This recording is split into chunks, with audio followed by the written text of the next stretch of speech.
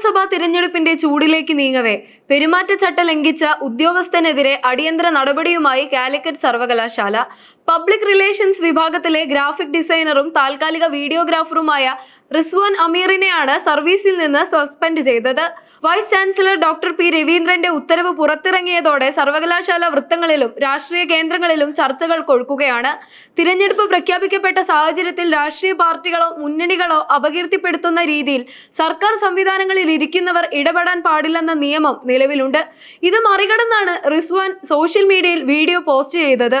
വയനാട് ദുരിതാശ്വാസ നിധിയിലേക്ക് പണം പിരിച്ച് കോൺഗ്രസ് ജനങ്ങളെ വഞ്ചിച്ചു എന്നതായിരുന്നു വീഡിയോയുടെ പ്രധാന പ്രമേയം.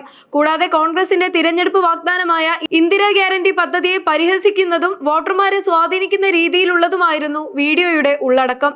ഉദ്യോഗസ്ഥൻ ചട്ടവിരുദ്ധമായി രാഷ്ട്രീയ പ്രചരണം നടത്തുന്നു എന്ന പരാതി ഉയർന്നതിന് പിന്നാലെ സർവകലാശാല ഭരണവിഭാഗം അന്വേഷണം നടത്തി നടപടിയിലേക്ക് നീങ്ങുകയായിരുന്നു.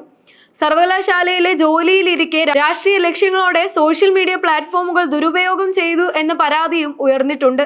ഇതേ തുടർന്ന് കഴിഞ്ഞ ദിവസമാണ് VC ഡോക്ടർ പി രവീന്ദ്രൻ അടിയന്തരമായി സസ്പെൻഷൻ ഉത്തരവിൽ ഒപ്പിട്ടത്. തിരഞ്ഞെടുപ്പ് പ്രഖ്യാപിക്കപ്പെട്ടതു മുതൽ സർക്കാർ സ്ഥാപനങ്ങളിലെയും സർവകലാശാലകളിലെയും ജീവനക്കാർ രാഷ്ട്രീയ നിഷ്പക്ഷത പാലിക്കണമെന്ന കർശന നിർദ്ദേശമുണ്ട്. താൽക്കാലിക ജീവനക്കാരാണെങ്കിൽ പോലും സർവകലാശാല ചട്ടങ്ങൾക്കും തിരഞ്ഞെടുപ്പ് കമ്മീഷന്റെ നിയമങ്ങൾക്കും വിധേയമാണെന്നിരിക്കെയാണ് റിസ്വാൻ അമീറിന്റെ ഭാഗത്തു നിന്നും ഇത്തരമൊരു നീക്കം ഉണ്ടായത്. തിരഞ്ഞെടുപ്പ് കമ്മീഷൻ പെരുമാറ്റച്ചട്ടം പ്രഖ്യാപിച്ചു കഴിഞ്ഞാൽ സർക്കാർ ശമ്പളം പറ്റുന്ന ഒരാളും ഒരു രാഷ്ട്രീയ പാർട്ടിക്ക് വേണ്ടി പ്രചരണം നടത്താനോ മറ്റൊരു പാർട്ടിയെ അപകീർത്തിപ്പെടുത്താനോ പാടില്ല. സർക്കാർ ഉദ്യോഗസ്ഥർ രാഷ്ട്രീയമായി നിഷ്പക്ഷത പാലിക്കണം.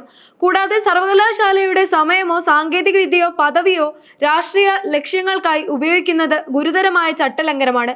ഇതിനു പുറമെ കേരളത്തിലെ സർവകലാശാലകൾക്ക് സ്വന്തമായി ചട്ടങ്ങൾ ഉണ്ടെങ്കിലും അവ ഭൂരിഭാഗവും സർക്കാർ ജീവനക്കാരുടെ പെരുമാറ്റച്ചട്ടത്തിന് സമാനമാണ്. സെക്ഷൻ 67 പ്രകാരം സർക്കാർ ജീവനക്കാർ രാഷ്ട്രീയ പ്രസ്ഥാനങ്ങളിൽ അംഗമാകാനോ അവയുടെ പ്രചരണങ്ങളിൽ പങ്കാളികളാകാനോ പാടില്ല. കൂടാതെ വാട്സപ്പ്, ഫേസ്ബുക്ക് തുടങ്ങിയവയിലൂടെ രാഷ്ട്രീയ പോസ്റ്റുകൾ ഷെയർ ചെയ്യുന്നതും നിർമ്മിക്കുന്നതും രാഷ്ട്രീയ പ്രവർത്തനമായി തന്നെ കണക്കാക്കപ്പെടും. എന്നാൽ ഞാനൊരു താൽക്കാലിക ജീവനക്കാരനല്ലേ, എനിക്ക് രാഷ്ട്രീയം പറഞ്ഞുകൂടെ എന്നൊരു ചോദ്യം ഇവിടെ ഉയർന്നേക്കാം. എന്നാൽ നിയമം പറയുന്നത് പ്രകാരം സർവകലാശാലയുമായി ഒരു കരാറിൽ ഏർപ്പെട്ടിരിക്കുന്ന വ്യക്തി എന്ന നിലയിൽ ആ കാലയളവിൽ സർവകലാശാലയുടെ എല്ലാ സർവീസ് ചട്ടങ്ങളും പാലിക്കാൻ ആ ജീവനക്കാരൻ ബാധ്യസ്ഥനാണ്. കരാർ ലംഘനം എന്ന നിലയിൽ ഇത്തരക്കാരെ പിരിച്ചുവിടാനോ സസ്പെൻഡ് ചെയ്യാനോ അധികാരികൾക്ക് അധികാരമുണ്ട്. സെക്ഷൻ 129 പ്രകാരം തിരഞ്ഞെടുപ്പ് ചുമതലയുള്ള ഉദ്യോഗസ്ഥരോ സർക്കാർ സംവിധാനത്തിന്റെ ഭാഗമായവരോ ഏതെങ്കിലും സ്ഥാനാർത്ഥിക്കോ പാർട്ടിക്കോ വേണ്ടി വോട്ട് അഭ്യർത്ഥിക്കുകയോ പ്രചരണം നടത്തുകയോ ചെയ്യുന്നത് കുറ്റകരമാണ്. ഇത് 6 മാസം വരെ തടവോ പിഴയോ ലഭിക്കാവുന്ന കുറ്റമാണ്. ഇവിടെ സസ്പെൻഷൻ എന്നത് ഒരു ശിക്ഷയല്ല, മറിച്ച് അന്വേഷണത്തിന്റെ ആദ്യഘട്ടമാണ്. ആരോപണ വിധേയനാകുന്ന വ്യക്തിക്ക് തന്റെ ഭാഗം വിശദീകരിക്കാൻ അവസരം നൽകും. വിശദീകരണം തൃപ്തികരമല്ലെങ്കിൽ താൽക്കാലിക ജീവനക്കാരനാണെങ്കിൽ കരാർ റദ്ദാക്കി ജോലിയിൽ നിന്ന് സ്ഥിരമായി നീക്കം ചെയ്യാനും സർവകലാശാലയ്ക്ക് സാധിക്കും.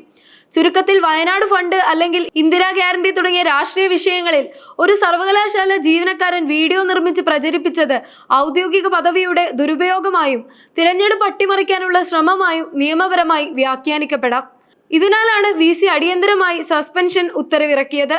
സംഭവം വിവാദമായതോടെ സർവകലാശാല തലത്തിൽ കൂടുതൽ അന്വേഷണങ്ങൾ നടന്നുവരികയാണ്.